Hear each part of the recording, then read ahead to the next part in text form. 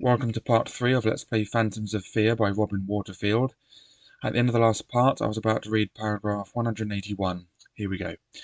You soon find a suitable cave. You can see far enough in to tell that it is not occupied, at least not by anything visible, but there are also signs that it has been recently used by some animal. Gnawed bones litter the ground, and there is a lingering but unfamiliar animal smell. Will you spend the night in this cave, turn to 357, or look elsewhere, turn to 261? Okay, we're going to spend the night in this cave, and turn to 357.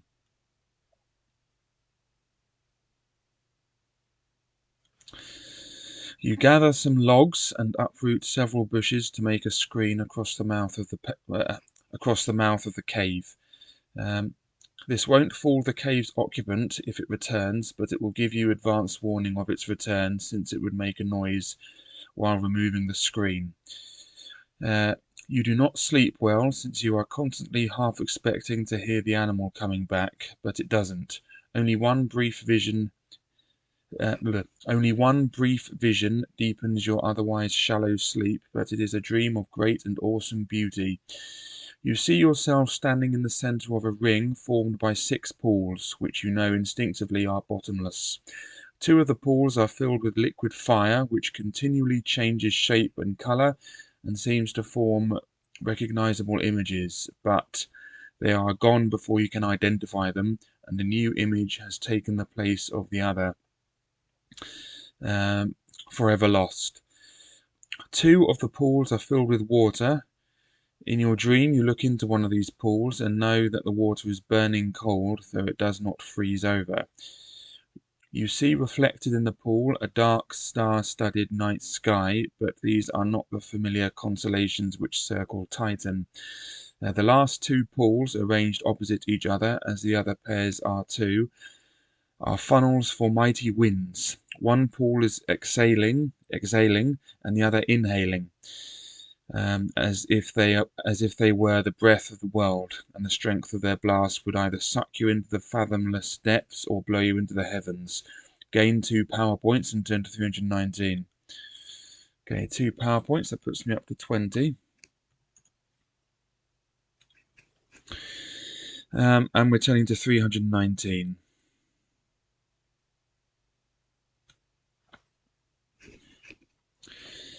Okay, in the morning when you wake up, you tear away the screen from the mouth of the cave. You tear away the screen from the mouth of the cave. Dawn light floods in from the sun, which has risen just over the tops of the trees in the forest plain below. You can now see more of the cave than you could last night, and you realize that it goes deeper into the mountain than you had thought. At the back of the cave, screened by a boulder, a narrow tunnel winds away into darkness. It is so narrow that you would have to wriggle through, pushing your backpack and sword in front of you.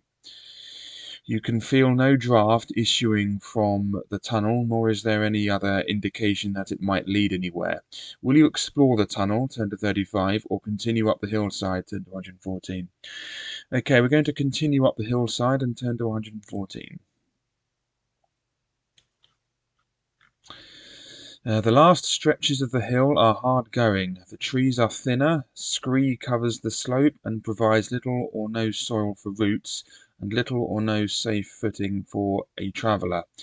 The trees which line the ridge are bent into weird shapes as if by a constant westerly wind. Eventually you arrive, panting, at the crest itself, and you lie down on the ground to survey the scene below you.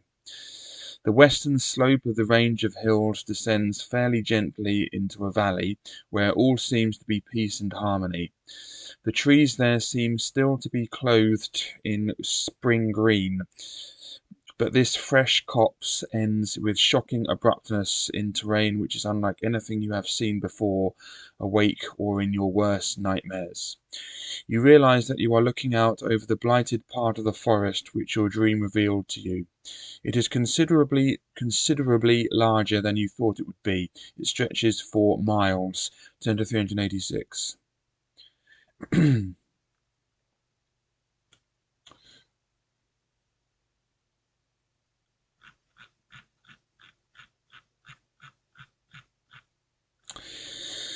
Um,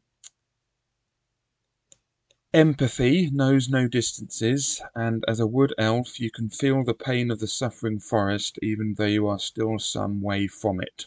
What lies before your eyes is like a mockery of the forest you know and love. There are trees all right, although many areas have been devastated, as if by fire or by a horde of careless axe-wielding dwarfs. In contrast to the clarity of the air where you are and in contrast to the clarity of the air where you are and in the pleasant valley below, the cursed region in the distance is shrouded by a murky haze, which rolls and seethes with a chaotic life of its own. But your observations of the scene are cut short by a sudden harsh cry, which rips the still air, silences the birds twittering in the trees above you, and sends a spurt of chill fear into your heart. You jump to your feet in alarm.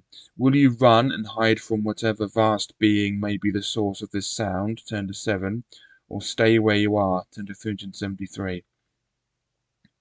Okay, there we go. We are going to stay where we are and turn to 373.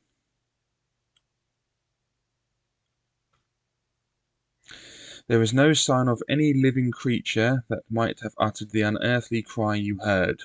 While you watch from the hill, however, the swirling haze which covers the blighted forest suddenly leaps into greater motion, and even though you are far away, you are simultaneously struck by a furious blast of sorcerous wind, which knocks you off your feet. Test your luck. If you are lucky, turn to 175. If you are unlucky, turn to 93. Okay, so our luck is currently 12, so we're guaranteed to be successful. So I'll still do it though, but I'll take the luck point off now. Okay, we need this to be 12 or less, which it is, of course, when we get 12, which is uncomfortably close, but we had no chance of getting over 12, so that's that. Anyway, that's that. And I've already taken luck point off. Anyway, we were lucky, and we're turning to 175. Let's go there now. Yes, yes, yes. Oh, there we are. At the moment the wind struck, you were fortunately breathing out, so none of the evil blast entered your lungs. Turn to 57.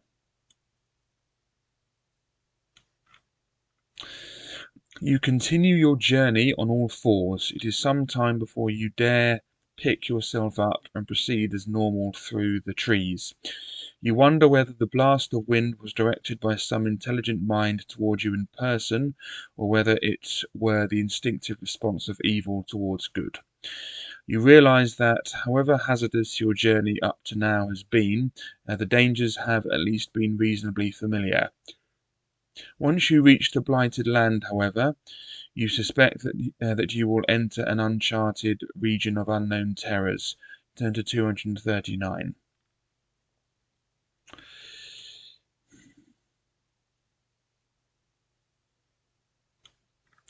Before long you are at the foot of the hills, and you enter the glade whose spring greenery you admired from above. There is no doubt in your mind that this is an enchanted place containing the power of good. The air is fresh and sweet, small flowers dapple the sward, and the trees, mainly silver birches, are filled with trilling birds. You have no idea under whose enchantment the place is, but you can guess why it is there, as a bastion against the evil of the blasted lands beyond. You revel in the pleasant atmosphere as you stroll among the trees. Soon you come to a fair-sized pool which is fed by a bubbling brook. Will you drink from the pool? Turn to 106. Bathe in it? Turn to 199. Or avoid any contact with it? Turn to 355.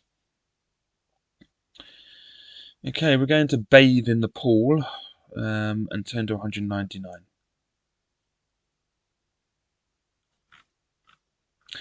The water is clear and refreshingly cool. It is nice to wash off the dust of your journey. You may add 2 luck and 2 stamina points. Okay, don't need any stamina, but I will take the luck point. That puts me up to 12 again. If you are infected by the spores of the itching powder plant, you may also restore the lost skill point. Then you rest on the bank in the warm sun and drift off to sleep. Turn to 160.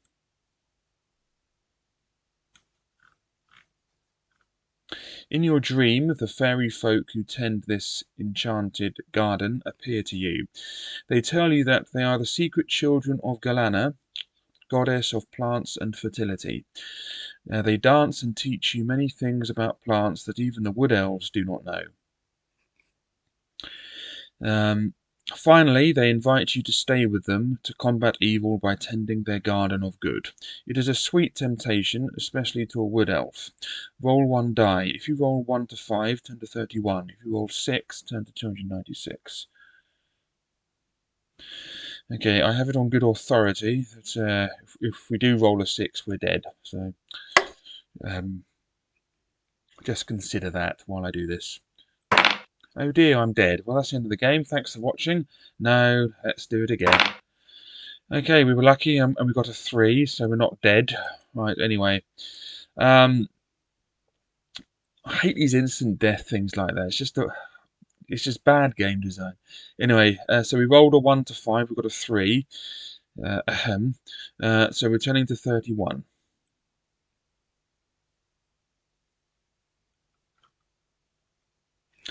You harden your resolve and spurn the offer of the fairies. Your destiny lies in more direct action. You awaken from the dream and find that the glade has vanished. You are right on the border of the blighted land. All that is left of the enchanted glade is a single elder tree. Now, the tree is obviously magical. Your attention is drawn to its branches in particular because of their regular arrangement. You notice that there are exactly 22 branches. Note this on your adventure sheet.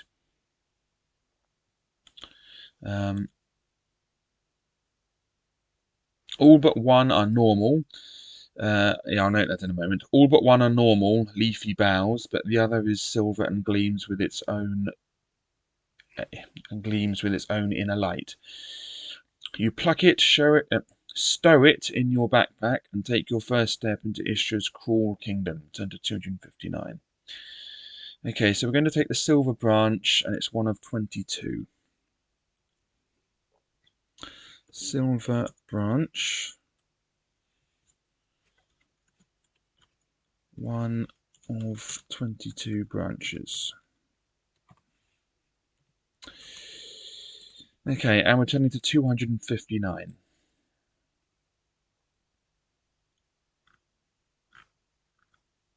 After only a few steps in the corrupt forest, you know that something is wrong. It is not just the sense of evil to which you will get accustomed, as you would to a bad smell which is not noticed after a while. There is something more, something within yourself, or something within you. You will find that from here on in your adventure, you are unable to cast any spells. One of Istra's defences is to prevent any magic except his own being effective in his domain. You retain your power score, however. There may yet be some use for it. As you walk forward, the evil mist which you saw from the hillside seethes around you, as if urging you to return. Lightning plays over to your right. Lightning plays over to your right. A tall pine, throttled by ivy, which is wriggling even now, looms in your path. From your survey from the hillside, you know that this blighted part of the forest is almost circular in shape, spreading out from a centre which must be where the entrance lies to Istra's underground stronghold. All you have to do is follow the steady worsening of the blight, and you will reach your goal. One obstacle at a time, however. You have reached one of the patches of bare ground where the trees have rotted away to nothingness. Will you cross the clearing, turn to 158, or walk around it, keeping to the trees, turn to 191? Okay, we're going to walk around it and keep to the trees, and turn to 191. The rot which has created the clearing has also started to affect the trees on the edge of the clearing. You step on something squelchy and a foul smell rises. When you look down, you see that it was a root, rotted from the inside by the evil in the soil. And then, was it a trick of the shifting half-light of this place, or did that root move slightly? No, it was not your imagination, for now several roots are squirming towards you, dripping noxious slime. And now they are joined by a dozen more, and now more. You must hack your way through these roots. If you have a hatchet, you can add 1 to your attack strength for each round as you wield your sword in one hand and the hatchet in the other. Root, skill 6, stamina 12. If you win, you leave a foul mess behind you and break away further from the clearing where the rot has not yet warped the trees so much. Turn to 6. Okay, so roots 6, 12.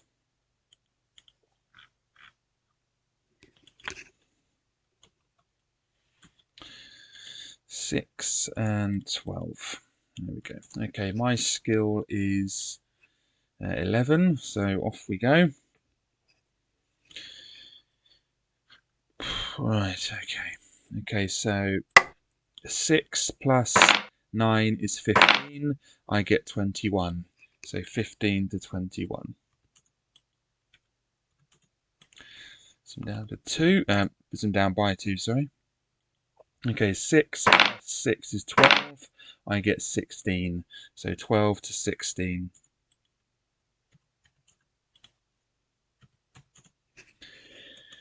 Um, 6 plus 7 is 13. I get 18. So 13 to 18.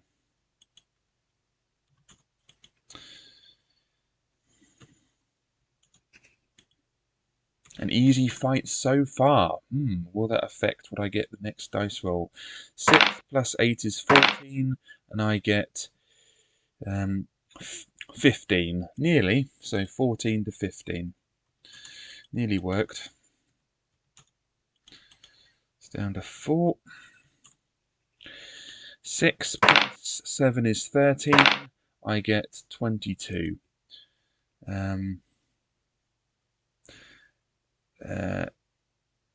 Yeah, 13 to 22, sorry. Right, 13 to 22. I'm just about to win. Can I second guess myself here? No, no. Can I, what's the word? Can I jinx myself? That's it. I'm about to win. I'm about to win. Here we go. 6 plus 6 is 12, and I get 15. So 12 to 15. No, it nearly did it. It wanted to, but his skill is just too low, really, for that to work. Anyway, so that's the end of the roots. Let's just remove any buzzing, should there be any. Let's get back to the adventure. Let's turn to 6.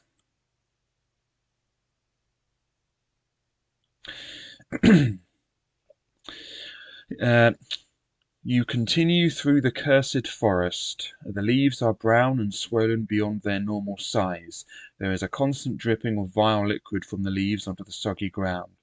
Late in the afternoon, or so you guess it to be, but the sun is usually invisible beyond the seething brown mist, you come across a definite trail tending to your left. You dread to think what manner of creatures may have made a trail in this doomed place. Will you follow the trail, turn to 69, or continue through the trackless trees, turn to 321? Okay, we're going to follow the trail and turn to 69.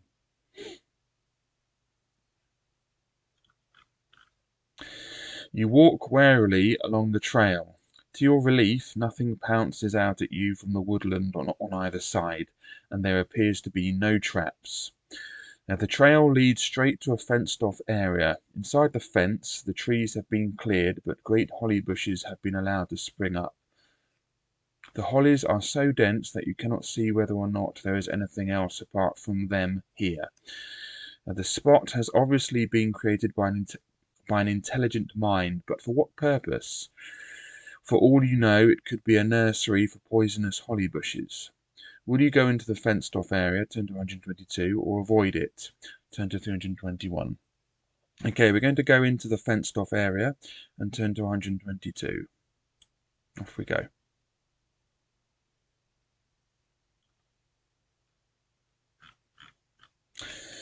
Now, the holly bushes are very prickly and may well be poisonous, but you find that there is enough space between the lowest branches and the ground for you to hope to crawl through.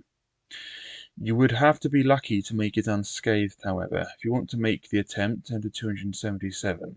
If you change your mind and avoid this fenced-off area, turn to 321. Okay, we're going to make the attempt and turn to 277.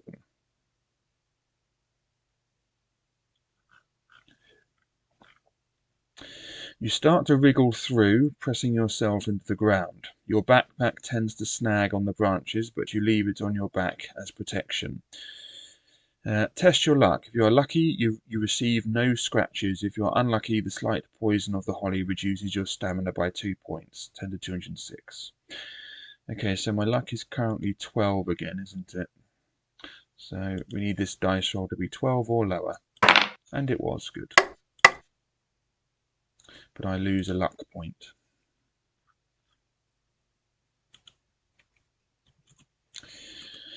And we're turning to 206. The holly bushes you find form a protective perimeter and come to an end before long. To your astonishment, you see within the circle of bushes a ramshackle hut. There is no sign of life. Will you go up to the hut, 10 to 378, or lie for a while where you are, under the hollies, and watch, 10 to 47?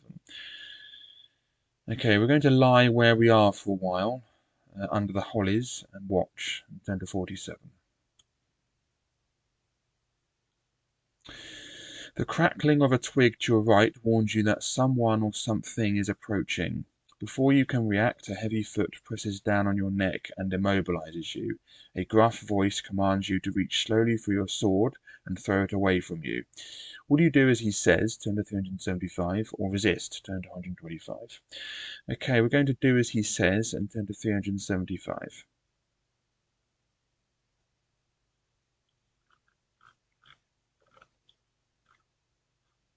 That's a repeated page. With a pang of regret, you slide Telessa out of its sheath and toss it onto the damp grass in front of you. You wonder what will happen next, but remind yourself that where there's life, there's hope. The foot is lifted off your neck and the voice tells you to get up. When you do so, you see a strange sight. Before you stands a stocky human leaning on the haft of a brilliantly polished two-handed axe. What is strange is the contrast between the care with which the axe has been maintained and the man's wild and unkempt appearance. His clothes are little more than rags, his long hair and beard are matted, and his bare arms are ingrained with years of dirt. Suddenly he bursts into a cracked cackle of glee, and you realize that he is completely insane. You will have to tread carefully. You tell him that you mean him no harm. Do you do this to put him off his guard, so that you can try to seize Telessa and fight, turn to 327, or will you bide your time, turn to 301? And there he is. Okay, we're going to bide our time, or we're going to do it, sorry, I'll start again. We will bide our time and turn to 301.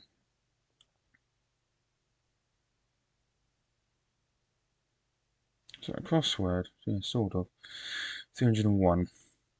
The wild man makes a mocking bow, extends an arm towards his dilapidated hut, and invites you in. On the way, he scoops up your sword. Once you are inside, he sweeps the bench clear of utensils and mouldy bread, and tells you to sit there. He draws up a chair opposite you. Once you have stopped sneezing from the dust you raise by sitting on the bench, you introduce yourself. I am Elder Nurin, of the Galoran tribe of Wood Elves of Athen Forest. If your power score is 17 or over, turn to 152. Otherwise, turn to 324. Our power score is 20, so we are turning to 152.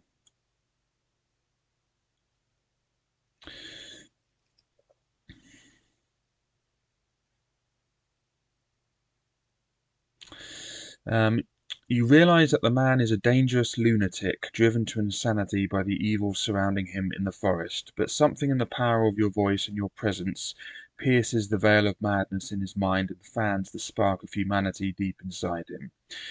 You see a shift in his eyes, as if he were now looking at reality, not at some crazy image of it. He wordlessly returns your sword to you, then goes and fumbles in a corner of the hut. When he comes back, he offers you his most prized possession, a small piece of amber. Trapped inside the amber is a female glowworm, whose phosphorescent light is still shining despite the millennia it must have spent in the fossil resin. You gravely accept the gift.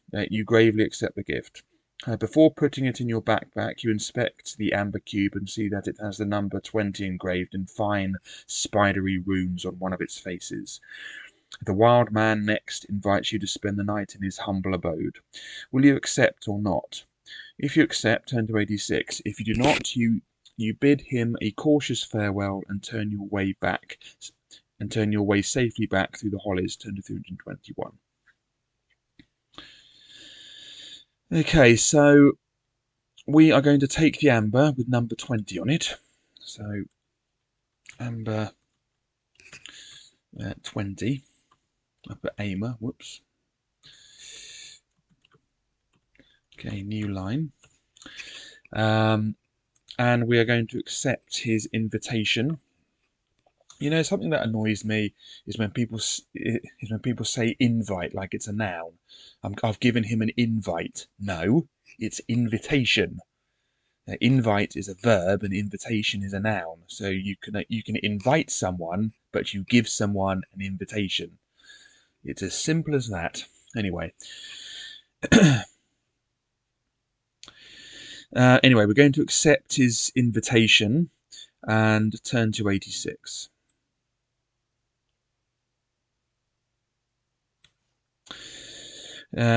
You feel perfectly safe in the hut now. You lie down on the floor, cover yourself with some sackcloth and fall asleep.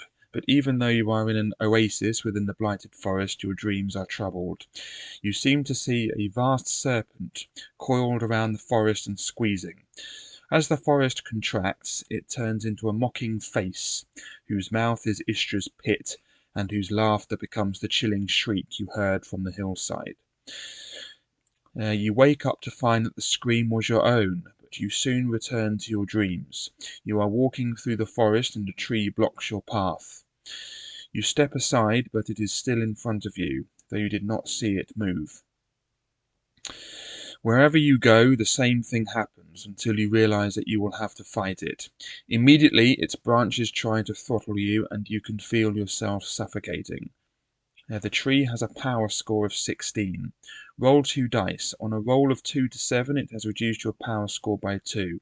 On a roll of 8 to 12, you have reduced its power score by 2. You have reduced its power score by 2.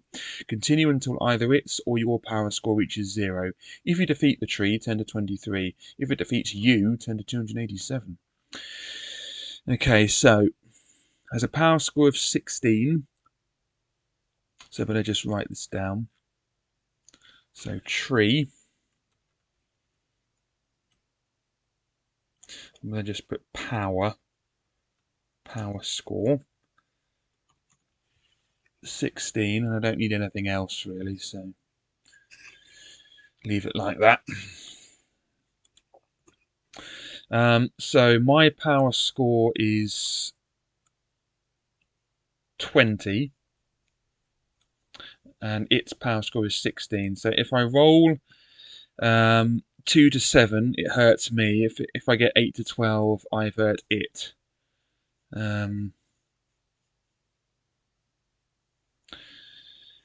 Yeah. Okay, so yeah, so let's start rolling some dice. Okay, that's an 8, so I've hurt it. So puts it down to 14.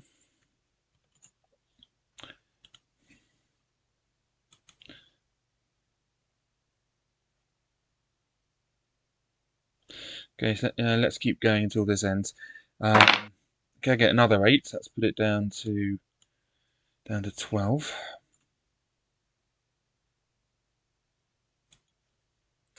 And another 8. That puts it down to 10.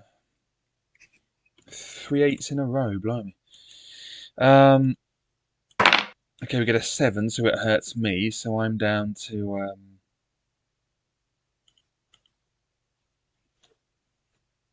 I should really put my power score because I don't think this affects,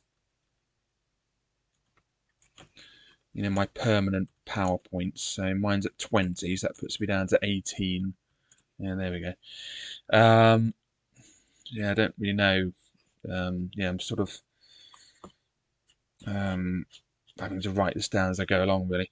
Anyway, so another one. Right, that puts me down to 16. Puts me down to 14. Whoops. There we go. No, done it again. There we go. Can't seem to type a 5 there.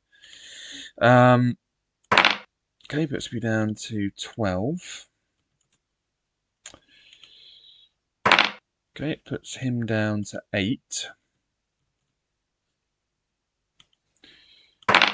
Puts me down to 10.